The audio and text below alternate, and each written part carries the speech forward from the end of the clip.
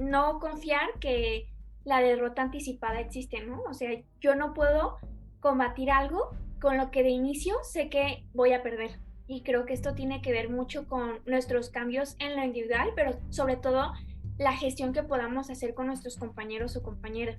El movimiento feminista es lo que ha hecho, ¿no? Es lo que ha hecho estas últimas décadas. Y claro que habrá quienes no decidan hacerlo desde la política electoral y lo respeto y en verdad me parece totalmente admirable porque así como yo estaré desde una vía partidista, habrán mujeres quienes muy valientemente lo estarán haciendo desde la academia, desde la sociedad civil y es decirle al capitalismo, pues no vamos a permitir más la mercantilización de las mujeres, ¿no? La prostitución, que literalmente hombres se sientan dueños de nuestros cuerpos, que nos puedan despojar de nuestra dignidad humana.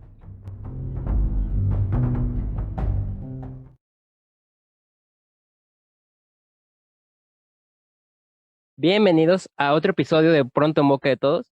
Esta semana tengo el gusto de platicar con Britney. Esta semana vamos a tratar varios temas. En general, para ti que me estás escuchando, que nos vas a escuchar, vamos a hablar sobre política.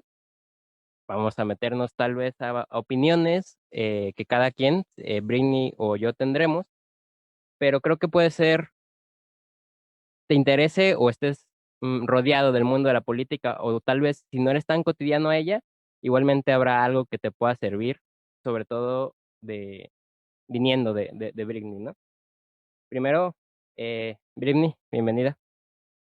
Hola Ángel, pues muchas gracias por el espacio, estoy muy emocionada de poder platicar contigo y pues también, o sea, creo que la dinámica va a ser un poco que yo me presente, mi nombre pues como ya se lo dijeron anteriormente es Britney, soy estudiante de Administración Gubernamental y Políticas Públicas por parte de la Universidad de Guadalajara, formo parte de la Sociedad de Debate Braxas y también soy militante del partido político local llamado Futuro. Que dato curioso, no estoy seguro, pero creo que por aquí ya ha pasado alguien también de Abrazos. eh, es Gretel Cotero, no sé si sea de Abrazos, pero según yo sí. Y bueno, te cuento sobre la dinámica, Britney. Vamos a hacer preguntas, te voy a hacer preguntas que algunas son muy generales, otras no tanto, nada comprometedor, no te preocupes, pero la respuesta puede ser tan profunda como tú gustes y nos podemos divagar lo que tú gustes. Si acabamos las preguntas, qué bueno, si no, no pasa nada. El caso es dejarnos guiar. Y quisiera iniciar con una pregunta que igual es muy general y puede ser muy ambigua, pero creo que es interesante para iniciar la conversación y va a ser algo muy directo. ¿Cómo piensas tú que se debe hacer política? Esta pregunta me parece muy bonita porque creo que no es algo que nos cuestionemos las personas que estamos en política. Y para mí hay como irrenunciables, ¿no? Que creo que independientemente del partido político donde militemos o el espacio donde decidamos hacer política, entendiendo que no todos los espacios son institucionales o partidistas o electorales, también habrán personas que decidan hacer política desde el activismo, desde la sociedad civil organizada, pero pues independientemente de ello, yo creo que es muy importante la honestidad, el compromiso y la vocación. O sea, y primero la vocación, porque me gustaría, a mí entender de que cuando hacemos política estamos hablando de transformar nuestra realidad material, de transformar literalmente la vida de las personas, ¿no? Porque la política no solamente es un decreto o una reforma, estamos hablando de servicios públicos, de acceso al agua, de que las mujeres tengan el derecho a decidir sobre sus cuerpos. Y la voluntad no es algo que pueda ser negociable, ¿no? Yo, por ejemplo, veo personas que por dinero se van a uno u otro lugar y, pues, creo que para mí hablar de cambiar la vida de las personas, tiene que ver con una convicción profunda, ¿no? De qué tan comprometidos y comprometidas estamos con las personas y con nosotras mismas. Y sinceridad, porque, pues, creo que sinceramente ya tenemos como la deuda histórica de personajes muy terribles y muy perversos que han hecho de la política lo que ellas y ellos han querido. Y que sin duda esto ha traído consigo mucha violencia, mucha irresponsabilidad, un mal manejo del ejercicio público. Y en ese orden de ideas, pues creo que las personas que hagamos lo debemos de hacer pues con mucha sinceridad, ¿no? Partiendo desde la no simulación y respetando y defendiendo lo que cada una de nosotras cree. Sí, y me parece muy interesante lo que dices, sobre todo en el entendimiento de que no siempre todos los espacios, como mencionabas, son institucionales, ¿no? Entonces, mucha gente piensa, y creo que, al menos desde mi punto de vista, es erróneo, que necesita tener toda la preparación del mundo para poder hacer política. Y y creo que todos hacemos política de alguna u otra manera. Nuestra educación siempre va a ser política, vamos a estar, dentro de eso de ella, y el que seamos alguien honesto y que trabajemos para eso, creo que al final de cuentas un servidor público, pues es eso, ¿no? Está sirviendo, está usando su vida para servir al bien de los demás. Entonces, creo que estoy totalmente de acuerdo contigo en que para mí, sobre todo la honestidad y la transparencia, no sé tú qué opinas, a veces es debatible, pero creo que puede hacer más tangible esta honestidad, ¿no crees? Ah, sí, sin duda. O sea, creo que hay muchos otros principios de los cuales podría hablar. O sea, la transparencia me parece uno fundamental, la rendición de cuentas también, qué tanto hacemos o dejamos de hacer en nuestras funciones. Y quería mencionar otro, pero en este momento se me acaba de olvidar. Pero bueno, igual si lo recuerdo lo diré a lo largo del programa. Pero retomando tu comentario, me parece muy acertado, ¿no?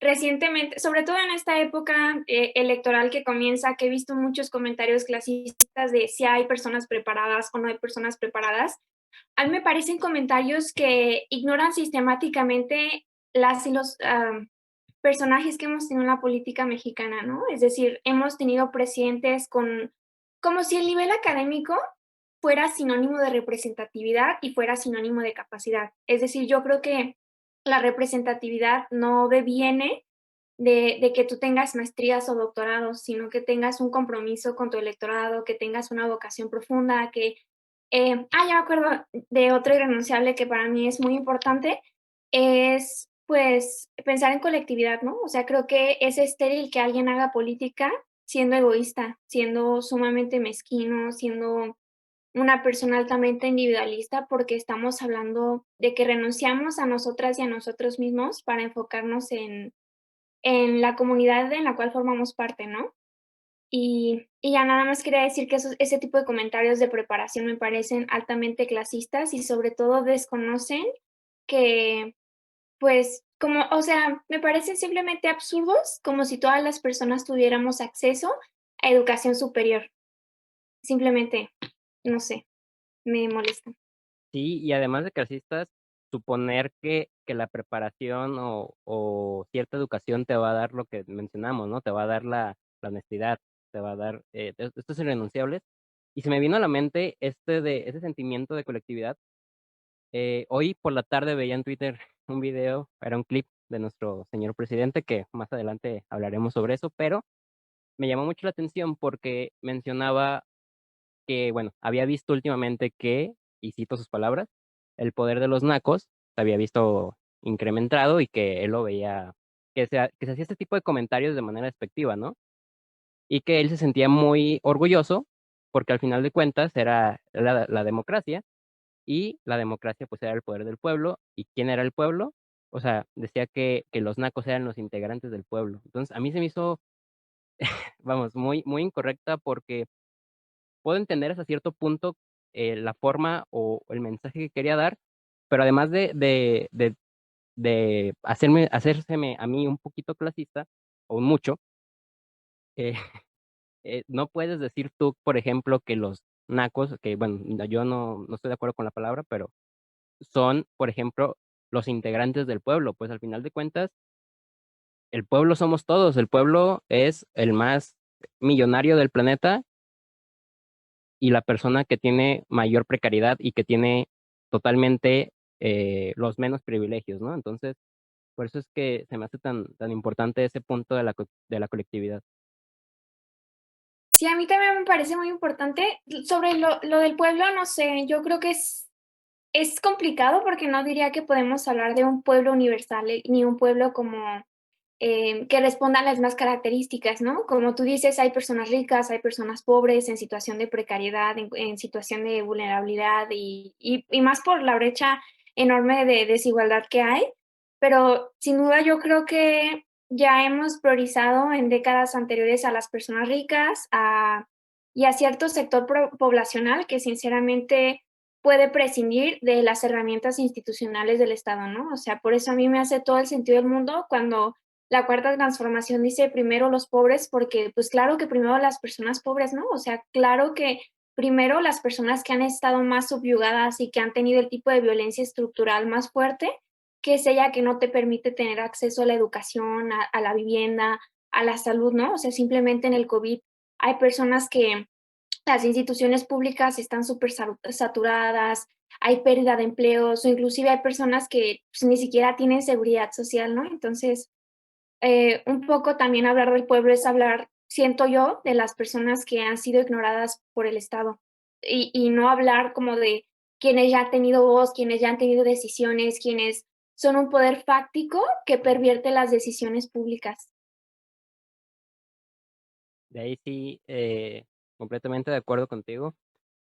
Mencionabas sobre el pueblo universal, y es que, bueno, yo personalmente estudio relaciones internacionales, entonces es como la utopía que yo creo que todo el mundo, no nomás la gente que estudiamos RI, sino en general puede desear, ¿no? El momento en el que seamos realmente, pues, una raza, ¿no? Y no estemos en eh, con estos privilegios, ¿no? Y estas separaciones.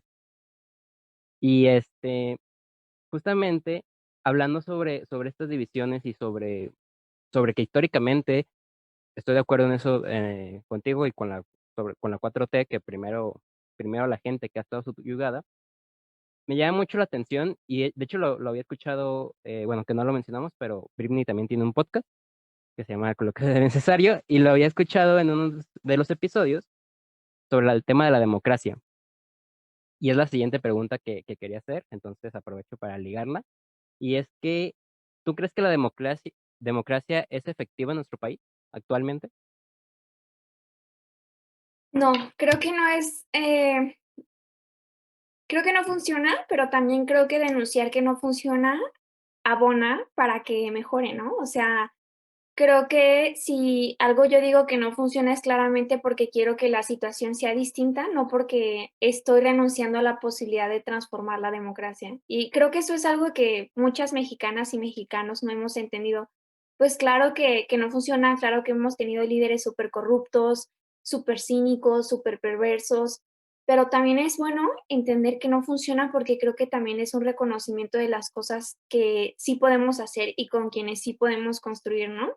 Sobre todo, yo creo que debemos de transitar a olvidar el esquema de democracia, representativa y transicionar a una democracia participativa, ¿no? Porque creo que hasta parece ofensivo pedirles a nuestros representantes que por favor nos representen, ¿no? O sea, y sobre todo porque creemos que el acto más cercano que podemos hacer en términos de democracia institucional empieza y termina en una urna, ¿no?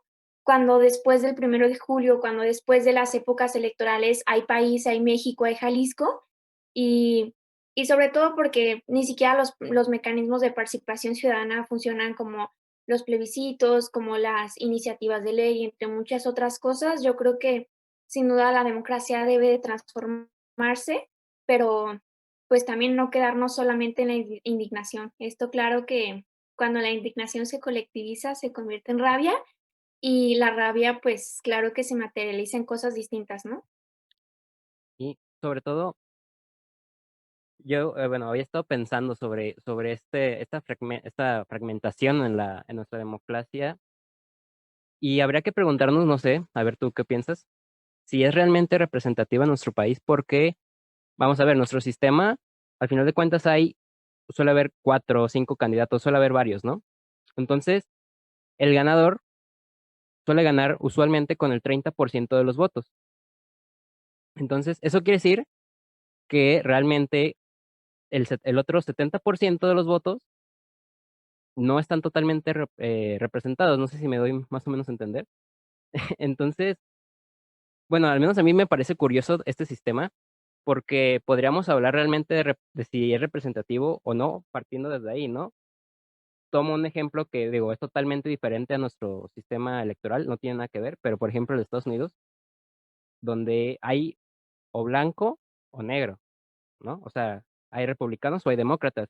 Inclusive se ve visto desde el pueblo que a mi gusto no me gusta que haya esta división en el tejido social, pero la realidad es que creo yo que hay más representatividad. Sí, pues gracias por poner el ejemplo de Estados Unidos, ¿no? Creo que queda muy particular con las elecciones pasadas donde ganó Joe Biden. Yo definitivamente no quisiera transicionar al esquema que tienen los colegios electorales en Estados Unidos porque creo que tampoco funcionan y está bien mencionar que no funcionan, ¿no? Porque, por ejemplo, si hay un beneficio allá es que allá hay la posibilidad conforme la densidad poblacional y aquí funciona muy distinto, ¿no? Aquí hay muchos partidos políticos, hay candidaturas independientes, hay muchos esquemas que vaya, tampoco es que más opciones de facto de más diversidad, pero sí creo que ponemos una discusión sobre la mesa y es que las alternativas que habían antes no funcionaban. No funcionaba que hubiera PRI y PAN, no funcionaba que hubiera una izquierda rancia institucional y una derecha conservadora o una derecha liberal, ¿no?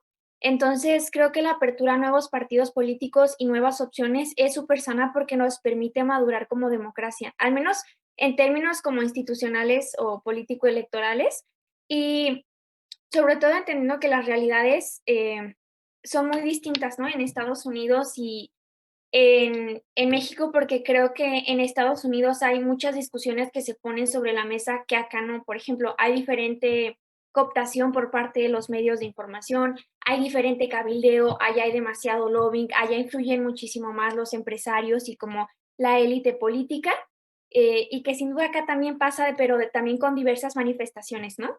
Y también poner sobre la mesa, pues, por qué no está funcionando, ¿no? Yo sin duda creo que hay como muchas cosas por las cuales ganó Andrés Manuel y me atrevería yo a decir que es porque representa a la mayoría de México, ¿no? Si Andrés Manuel gana, claro que no el 100%, claro que no el 99 o el 98, pero sí la mayoría.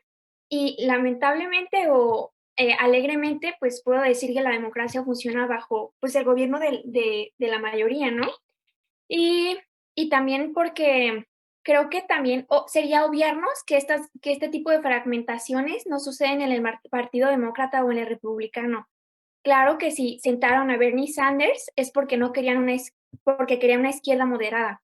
Y ya en izquierda, o sea, yo no creo que Joe Biden sea de izquierda, pero creo que también hay personas como moderadas, no tan moderadas, como más radicales, si así lo podemos decir, pero pues, también claro que hay como entre los mismos partidos demócrata y republicano fragmentación, ¿no? Y hay como un electorado en particular y hay discusiones y hay procesos intrapartidarios que se fragmentan, que dividen y que pues al final de cuentas ganan quienes tienen más dinero, ¿no? Como fue el caso de Donald Trump y también de Joe Biden. Y aquí, es un tanto más complejo porque estamos hablando de un México muy diverso, ¿no? Un México que pareciera que el norte y el sur tienen diferencias muy abismales, que devienen no solamente, pues, de la situación geográfica, sino el desarrollo tan desigual que han tenido, ¿no? En términos de urbanística, de infraestructura, de educación, de salud, de tecnología, que, pues, nada más perpetúan como la injusticia eterna. Sí, y al final de cuentas, todas estas diferencias es lo que hacen más rico y más importante, como mencionabas al inicio de la pregunta, el poner en la mesa el que no está funcionando, ¿no? Porque al final de cuentas, pues, a ver, no va a haber democracia sin demócratas, ¿o tú qué piensas? Estoy totalmente de acuerdo. De hecho, hay un texto, no sé si por eso lo dices, que se llama Democracia sin demócratas, está la neta muy bueno, donde pone sobre la mesa qué tanto debemos de respetar el poder popular y qué tan legítimo es, ¿no? O sea, como si sería válido o legítimo que en una democracia se tomen decisiones antidemocráticas, ¿no? Y creo que esto se usa mucho para justificarte por parte de muchos líderes políticos que dicen como, ay, la mayoría opina esto, inclusive si es anticonstitucional o inclusive si es una acción que atenta en contra de la integridad o la dignidad humana, pero estamos en una democracia y entonces es legítimo, ¿no? De hecho, me recuerda como a la mención de López Obrador, donde dijo que iba a someter a consulta popular la despenalización del aborto, ¿no? Y a mí me parece, pues nada más em, una falta de responsabilidad muy grave por parte del presidente de la República. A ver, si estamos en una democracia representativa es porque esperamos que las personas que voten sean afines a nuestros intereses y puedan consolidar un proyecto de nación que en un determinado momento nos beneficie también a nosotras. Y para mí, hablar en términos democráticos, no podemos someter a votación, por ejemplo, que la mitad de las mujeres, que perdón, la mitad de la población que somos las mujeres estemos participando dentro de la política, ¿no? Que también fue una discusión que impugnaron los partidos políticos por el tema de la paridad o inclusive que tengamos como libertad sobre nuestros cuerpos o muchas otras cosas, porque creo que la democracia tiene principios en sí mismos que si no son respetados, pues no funcionan, ¿no? Y es la delgada línea entre eso que mencionabas, ¿no? Por ejemplo, esto sobre, la consulta de la despenalización del aborto, pues partiendo desde que es un derecho, y yo creo que los derechos no deben de someterse a consulta, o sea, para mí es ilógico. Y es ese debate y esa que ni siquiera debería ser debate, vamos, pero esa delgada línea entre qué realmente está abonando en términos democráticos a la sociedad y qué no, ¿no? O sea, porque sobre todo en estos años y con la pandemia, que digo, no es gracias a la pandemia, pero sí ha ayudado que mundialmente los autoritarismos están resurgiendo. Entonces, vamos, tenemos una pandemia que resolver globalmente, esta ascensión de nuevo, las democracias y los estados cada vez en más crisis. Y bueno, para mí personalmente se me hace un conjunto y un hervidero de problemas que se deben de solucionar porque son muy serios y creo que se deben de empezar a visibilizar más. Bueno, Sí, estoy de acuerdo de que han surgido líderes.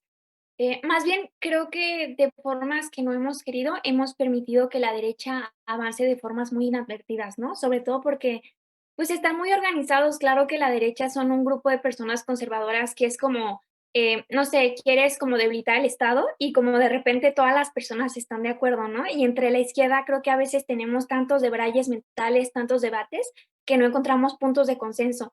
Y creo que también esa falta de cohesión o esa falta de tejido social, ojo, no solamente dentro de la izquierda, dentro de toda la sociedad, como permite la entrada de, pues, personas súper arbitrarias, y muy conservadoras, ¿no? Como tú lo has dicho.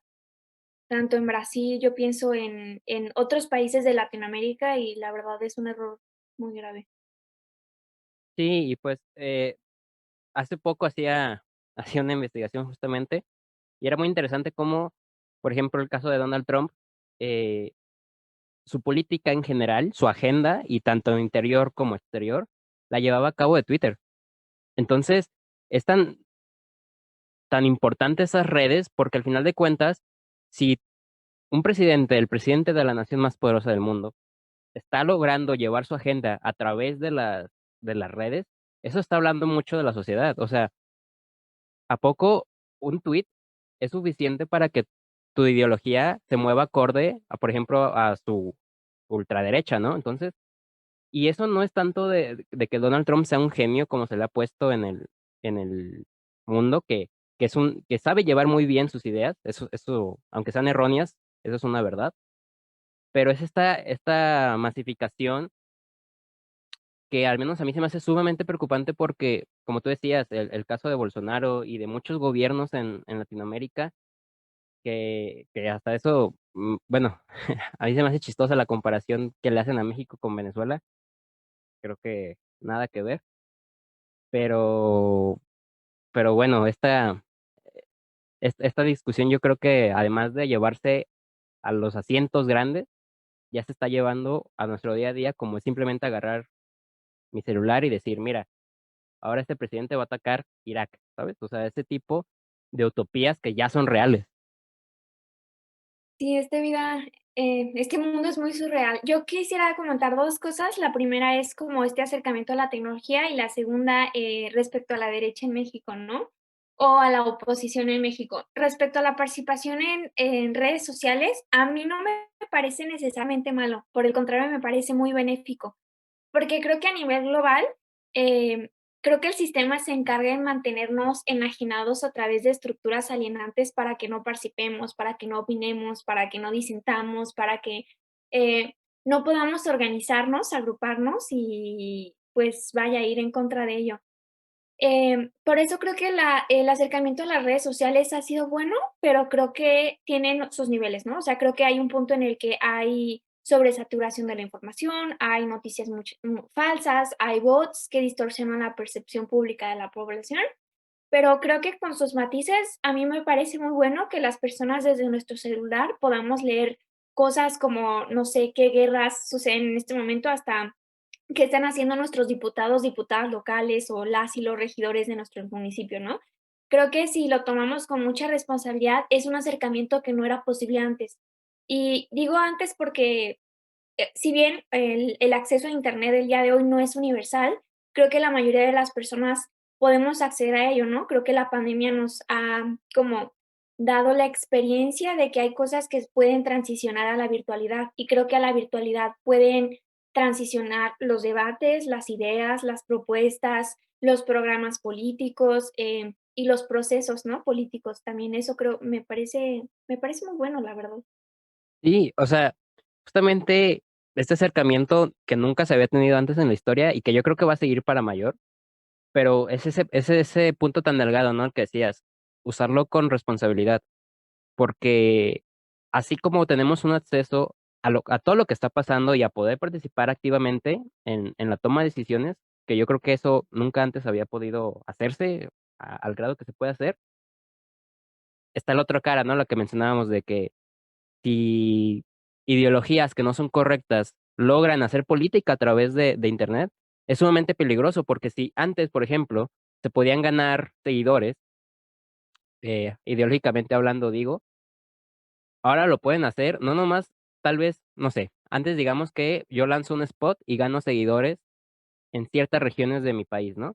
Ahora yo me puedo ganar seguidores de mi ideología alrededor de todo el mundo. Entonces, es este poder tan increíble que a mí me parece muy bueno y a la vez tan malo, si se usa de mala forma. Sí. Ay, pues creo que me parece muy bueno y medianamente malo. Muy bueno porque creo que permite a las personas tener un acercamiento. Simplemente al día de hoy puedes tuitearle a tu presidente municipal o a tu diputado. O sea, y después que Jonadab te bloquee. Este es un chiste local porque Jonadab es un diputado de aquí del Congreso de Jalisco y es súper desagradable. Es lo único que tengo que decir sobre él. Pero a mí me parece muy benéfico porque las personas en un solo clic pueden conocer en qué distrito viven, cuáles son las opciones políticas en su entidad, pueden fiscalizar a sus representantes, pueden inclusive promover proyectos sociales, ¿no? La verdad me parece muy bueno. Y en cuanto a la cohesión, creo que también hay una visión errónea, ¿no? O sea, yo creo que erramos en pensar que la política empieza y termina en Twitter, porque en Twitter habemos personas, un círculo rojo muy diminuto, ¿no? Twitter no es representativo de México, Twitter no es representativo de Zapopan, de Guadalajara, de ningún municipio de nuestro estado y tampoco del país, porque también hay que entender que hay personas que se quedan fuera de estas discusiones, a lo mejor porque no tienen redes, porque no tienen internet y demás, pero por eso es muy importante no disociar entre hay cosas buenas del internet, pero la política se hace de calle, ¿no? En el territorio, en nuestras comunidades, con nuestras vecinas, vecinos. Y ya me acordé del comentario que quería hacer hace rato respecto a la oposición.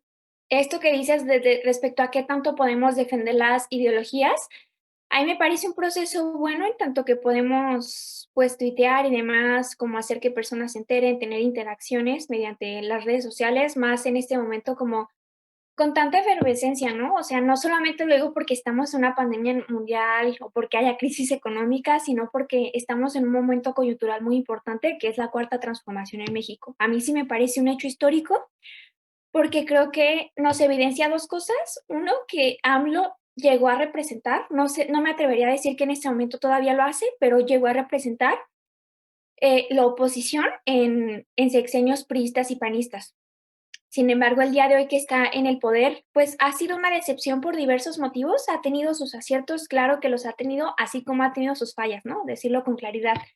Los aciertos podemos decir, pues respecto a varios decretos que ha hecho, un gobierno paritario en su gabinete y demás, pero también la, las fallas yo diría más que nada son por omisiones que acciones realmente, pero si algo ha podido consolidar es un proyecto en el que suscriben personas, ¿no? O sea, en el que Inclusive hay una rama que se dice feminista obradorista, yo sinceramente dudo que exista, pero vaya que respeto muchísimo a las compañeras obradoristas que defienden su proyecto desde el feminismo, desde la ternura, desde la dignidad y desde el ser mujeres en un ejercicio que es bastante patriarcal, ¿no? Entonces, creo que sí, o sea, sin duda te permite consolidar muchas redes, muchas comunidades digitales, no sé si esa sea la palabra correcta, pero creo que sí, y sobre todo entender que, ¿por qué está AMLO en esta situación, no? AMLO está en esta situación porque no hay una oposición que esté a la altura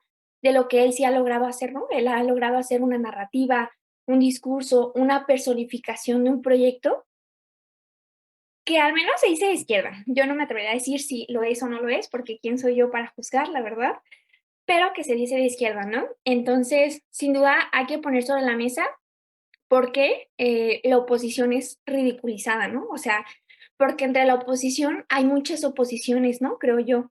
Entre la oposición están las personas indígenas que han sido ignoradas sistemáticamente por el Estado, entre la oposición están las mujeres que dignamente representan al movimiento feminista, que para mí es el movimiento más transgresor, disruptivo y revolucionario de las últimas décadas.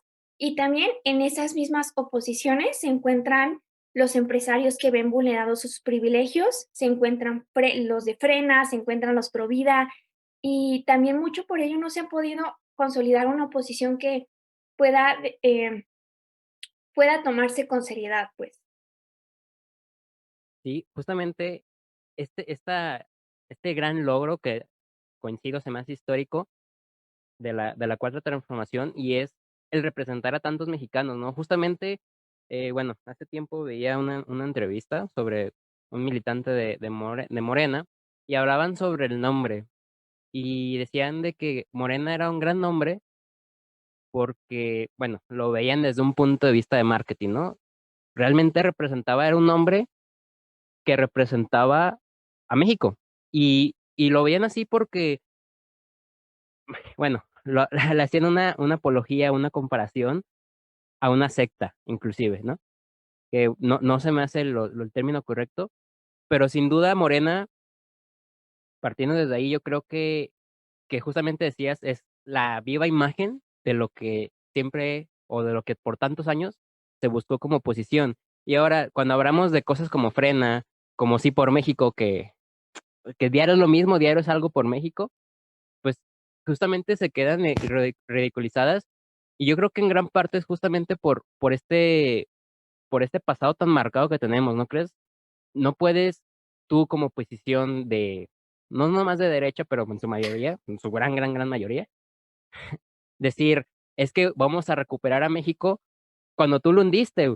O sea, inclusive una vi, y yo pensé que era fake, pero era real. Era un panfleto sobre un diputado, no recuerdo en qué estado, pero decía: "Sé que en el pasado no te cumplí, pero ahora sí lo voy a hacer". Sí era fake news, Entonces, pero parece chiste, pero es anécdota. No, sí era chiste, pero también es sí, anécdota.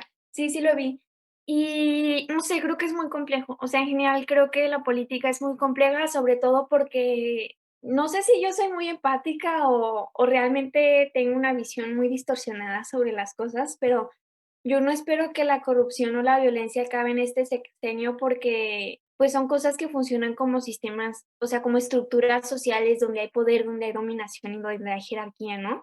Y claro que AMLO no viene a ser el salvador de México porque AMLO es una persona, ¿no? Y hay muchas cosas que operan con mucha complejidad, ¿no? O sea, por ejemplo, el narcotráfico. Para mí hablar del narcotráfico es algo súper súper triste, ¿no? O sea, porque estamos hablando de algo que, sinceramente, el día de hoy ha desaparecido personas, ha matado personas, les ha privado de su libertad.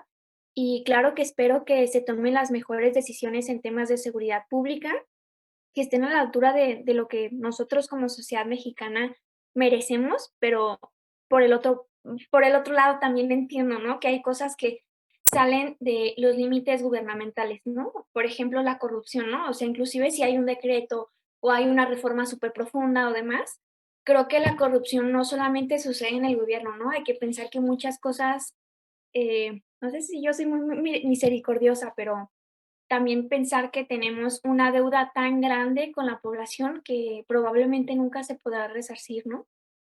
Sí, y sobre todo, como mencionabas, ha tenido errores y aciertos.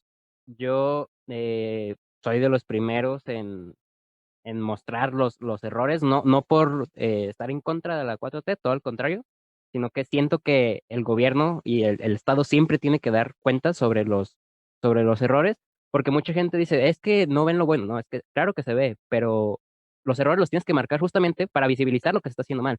Y sobre el tema de la corrupción, claro, o sea, es como si es tan complicado porque como sociedad esperamos que justamente esa palabra tan recurrida, venga un mesías y México se haga una superpotencia mundial sin corrupción y que estén, pues, obviamente no, porque tú que nos escuchas, una cosa, y lo que debes de hacer siempre, claro, es, pedirle enérgicamente que el Estado haga su parte, pero también como nación, como sociedad, ¿qué se está haciendo? Porque, a ver, si el mesías dirige a sus seguidores, por ponerlo en ciertos términos, pero luego el seguidor le da una mordida a un oficial de tránsito, no va a haber nunca una cuestión, que sea lógica entre las ideas que está teniendo la 4T y las ideas que a lo mejor tienen la mayoría de las y los mexicanos, que desgraciadamente es así, ¿no? Como decías históricamente. Sí, sobre todo porque, pues, también asumiendo las dimensiones, obviamente no es tan grave que o sea, digo, las 2 cosas son graves, pero no es tan grave que sobornes a un funcionario público a que no sé, esté alguien extorsionando a cambio de su vida, ¿no? O sea, claro que hay las debidas dimensiones, sobre todo porque veo, o sea, como estoy de acuerdo con la exigencia ciudadana, pero también nos debemos de llevar muchos procesos de introspección, ¿no? Sobre qué estructuras legitimamos y sostenemos. Sostenemos el racismo, la discriminación, sostenemos el clasismo dentro de nuestros espacios, que no necesariamente deben ser políticos. Es como, pues, qué tanto yo obro para que este mundo en el cual yo nací sea mejor cuando yo me muera, probablemente, pues.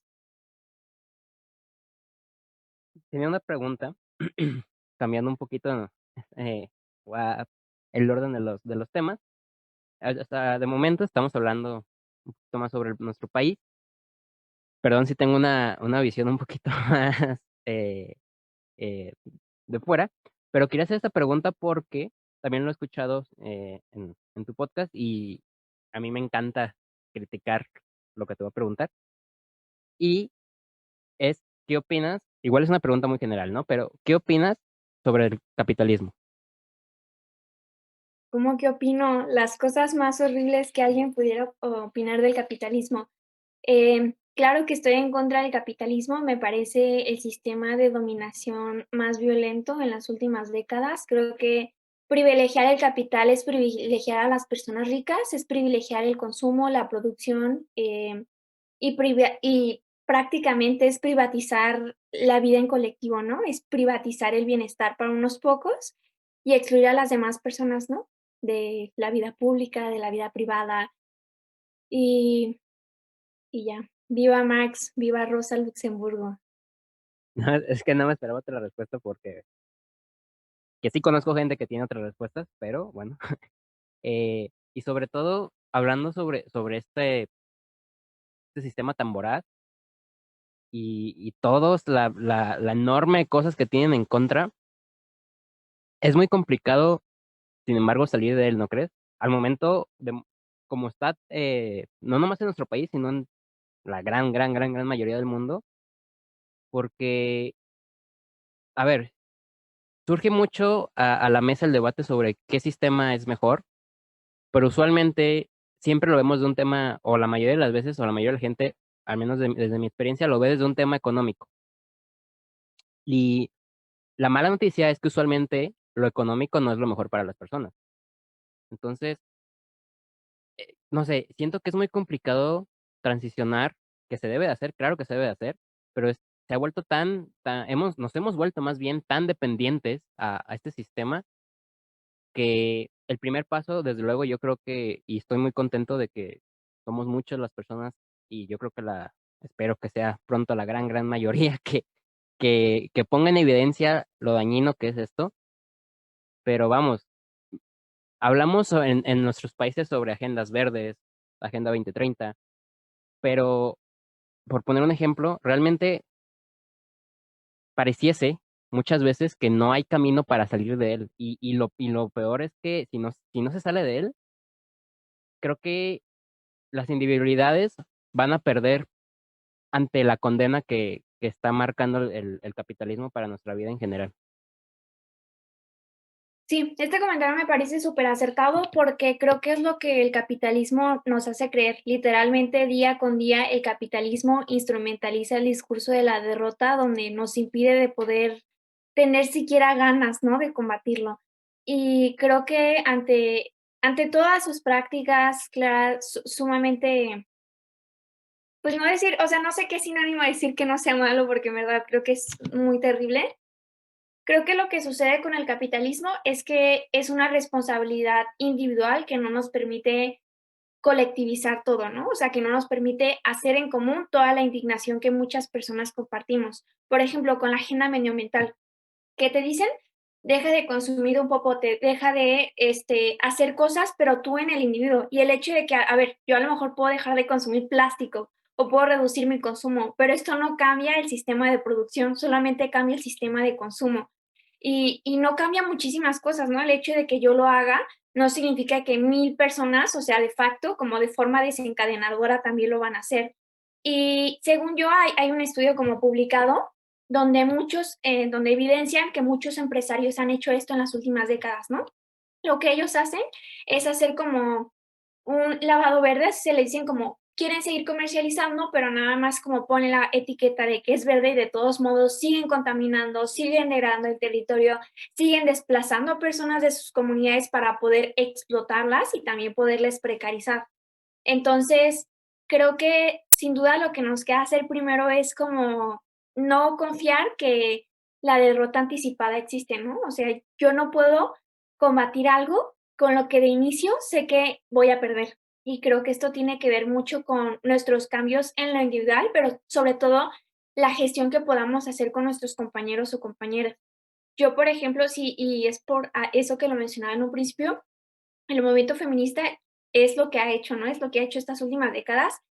Y claro que habrá quienes no decidan hacerlo desde la política electoral y lo respeto y en verdad me parece totalmente admirable porque así como yo estaré desde una vía partidista, habrán mujeres quienes muy valientemente lo estarán haciendo desde la academia, desde la sociedad civil y es decirle al capitalismo, pues no vamos a permitir más la mercantilización de las mujeres, ¿no? La prostitución, que literalmente hombres se sientan dueños de nuestros cuerpos, que nos puedan despojar de nuestra dignidad humana. Entonces, de entrada, yo creo que es como, pues, aceptar que hay cosas que se pueden mejorar.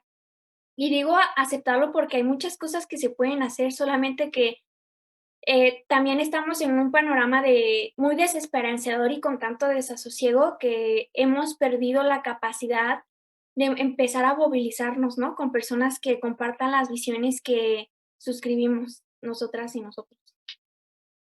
Y es justamente esto que es, como tú dices, constantemente este bombardeo de que vas a perder, ¿sabes? O sea, no, ni siquiera lo intentes. Y yo creo que, desgraciadamente, en la historia de la humanidad en general, ha sido una estrategia que ha funcionado muy, muy mal, para nosotros como especie en general, pero es justamente esto que decías, y creo que para la escucha es sumamente importante para empezar, que se empiece a cuestionar estas cosas, porque inclusive hay muchísimas personas, hay millones de personas que, vamos, ni siquiera se lo cuestionan. Es como que, a ver, nunca te has cuestionado realmente esto que se dice, ¿no? Que no te das cuenta, el que re el los privilegios usualmente ni siquiera te das cuenta que los tienes. Entonces, es tan complicado porque, a ver, mucha gente puede decir, y puede saltar a defender un sistema que lo quiere acabar, pero bueno, lo va a defender, y decir: "Oye, pero ¿qué estrategia me das?", ¿no? O sea, ¿qué alternativa me das? ¿Me vas a venir a mí con tus tesis de Marx? Como de, güey, no es mi intención es que primero, justamente, se incentive este Pues las diálogo. 2 cosas, las 2 cosas. ¿Cuál es tu Ajá. pregunta? Y y bueno, creo que hay mucho por hacer, y muchísimo por hacer. Desgraciadamente, creo que tenemos el tiempo muy contado, eh, porque, bueno, como decía, la agenda, creo que mundialmente, el símbolo verde va a ser la Agenda 2030, y para la Agenda 2030 se va extremadamente tarde, o sea, quedan 9 años. Entonces, para todo lo que hay que hacer, habría que empezar a justamente en estos espacios, tú que me escuchas, empieza primero a cuestionarte todas estas cosas, porque no sé tú qué piensas, Brini, pero creo que siempre las grandes revoluciones van a empezar desde el cuestionarse las cosas, y que efectivamente entre las personas que tenemos estas ideologías, como decías, que falta, se dé esta cuestión, ¿no? Sí, estoy de acuerdo. O sea, la verdad es que creo que lo más sano para el cambio como individual y colectivo es tener procesos de reflexión, de concientización, de sensibilización, porque nos permiten saber en qué situación estamos y en cuál nos gustaría estar, ¿no? Y también entender que habrá personas con las que no coincidamos y inclusive habrá disensos que tengamos con las que sí coincidimos en algunas cosas y diferamos en otras, pero siempre ver cómo si no, cómo si hacemos que las cosas sucedan y que lo que nos mueve y lo que nos vibra el alma, pueda ser posible, porque todo es posible, en verdad. Hay muchas cosas que nada más perdemos por la derrota anticipada. Buenísimo. Quisiera hacer una pregunta más, y para pasar a cerrar en el cierre, no tiene nada que ver con política, pero, antes de eso, es una pregunta que igual y tú me puedes, eh, decir: "Oye, no se ha perdido, sí se ha perdido", pero la pregunta es, ¿cómo tú crees que se tiene que recuperar la política? Porque, al menos desde mi punto de vista, se confunde muchas veces y se pierde en ciertos momentos, y es recuperar, no lo político, ¿no? Sino realmente, como tú ya me decías, al inicio del programa, el cómo hacer política, ahora cómo recuperar desde, no sé, desde tus puntos de vista, desde el tejido social, desde las instituciones, desde donde tú pienses esta forma de hacer política. Pues, gracias por la pregunta, me gusta mucho. Para empezar, yo no diría que debemos de recuperar la política, porque la política nunca ha sido nuestra, nunca ha sido de las mujeres, nunca ha sido de la clase trabajadora, nunca ha sido de la juventud, ¿no? Yo creo que la política siempre ha sido de las personas poderosas que responden a las mismas características, ¿no? Hombres, empresarios, blancos, heterosexuales, y que con muchísima audacia se han tenido como la posibilidad de representarnos y no lo han hecho, ¿no? Entonces, yo creo que debería de haber una apropiación muy fuerte de la vida pública, ¿no? Porque la vida pública es la vida que inherentemente es común, ¿no? O sea, las instituciones públicas, y también, sobre todo, pensar que la comunidad no se construye en un espacio determinado, se construye en literalmente todos, ¿no? O sea, ¿cómo hacemos que nuestra familia deje de haber violencia intrafamiliar, por ejemplo? Claro que eso es político y claro que eso es algo que podemos denunciar y que podemos cambiar. ¿Cómo hacemos que en nuestra escuela deje de haber acoso y hostigamiento? Eso claramente es político y eso es algo que es posible. ¿Y cómo hacemos que dentro de otros espacios que compartimos las cosas puedan ser mejor, no? Porque a mí me gustó una frase de el EZLN, que es por un mundo donde quepan muchos mundos, ¿no? Entender que la política nunca va a ser universal, por eso hay muchas cosas que a mí el proceso de universalización me parece muy violento porque parte desde que compartimos la misma realidad material y no es así, ¿no? Yo vivo una realidad que es muy específica y muy particular y pues yo empezaría con la apropiación de lo público, ¿no? Porque es importante que disputemos el poder, ¿no? Entendiendo que el poder siempre ha sido un mecanismo de control muy violento contra la mayoría de la población y en un segundo momento también, cómo podemos reconfigurar las sociedades al punto de que todas las personas tengamos la posibilidad de participar, porque al día de hoy yo no creo, sinceramente, que todas las personas podamos hacer política. Y no porque no tengamos capacidades. Yo creo que todas las personas tenemos capacidades y que todas las personas somos virtuosas, pero hay condiciones materiales que no permiten que una persona hoy en día participe en política, ¿no? Hay condiciones materiales que generan que una persona pobre no pueda participar en política porque no tiene dinero, tiene que satisfacer, no sé, como muchas otras cosas en su vida diaria. Entonces, pensar desde, pues, cómo podemos construir lo que sea más accesible para las personas y con quienes sí compartimos una visión de futuro, ¿no? Sobre todo pensar qué medidas podemos hacer a corto plazo, pero también soluciones que no sean estériles, ¿no? Que funcionen para cambiar de forma radical nuestras sociedades que tanto lo necesitan, ¿no? Y siempre pensar desde la colectividad. Yo, inherentemente en el espacio que participen, yo respeto mucho a todos, pero espero no sea en el PAN, no es cierto. Yo, sí les diría que renuncien a su individualidad, pensar en nosotras y nosotros todo el tiempo no funciona para construir unión, no funciona para construir otro México, y no funciona porque tenemos una visión muy sesgada y muy distorsionada, porque hablamos desde nuestras experiencias muy particulares, que a pesar de ser muy valiosas, no son representativas de los colectivos a los cuales pertenecemos. Y pues nada, mucho ánimo, que sí se puede, la verdad. Me parece preciso. Quisiera pasar al cierre. Te digo, no es nada de política, igual son preguntas más personales, y me gusta cerrar con esto porque creo que deja reflejado muchas veces algo que le puede ser mucho de utilidad. Y la primera pregunta que te quería hacer son preguntas rápidas. Tú me dirás si respondes muy corto, muy concisa, como tú quieras.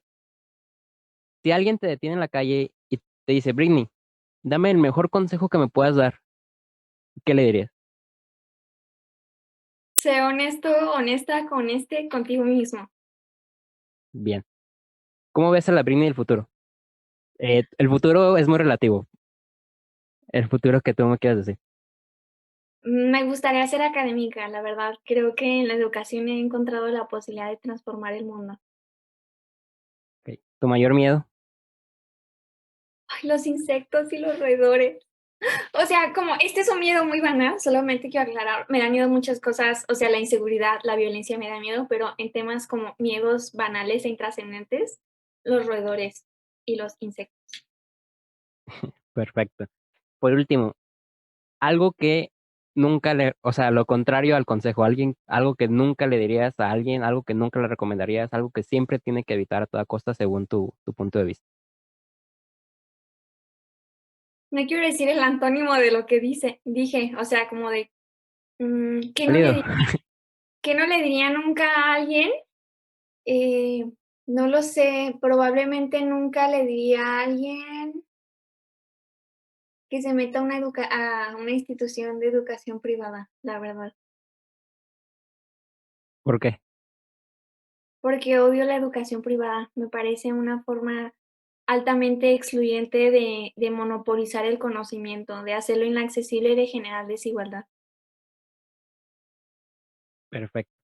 Pues bueno, muchísimas gracias por tu tiempo y por tu participación, Britney. Creo que ha sido un episodio, muy bueno, en el que cada quien, inclusive los que no estén usualmente como tan cerca de la política, pueden, no nomás escuchar, sino al final de cuentas que se vayan formando su propio criterio, sea cual sea, el como tú decías, un mundo donde quepan muchos, y agradecerte tu participación. No, al contrario, muchas gracias por invitarme.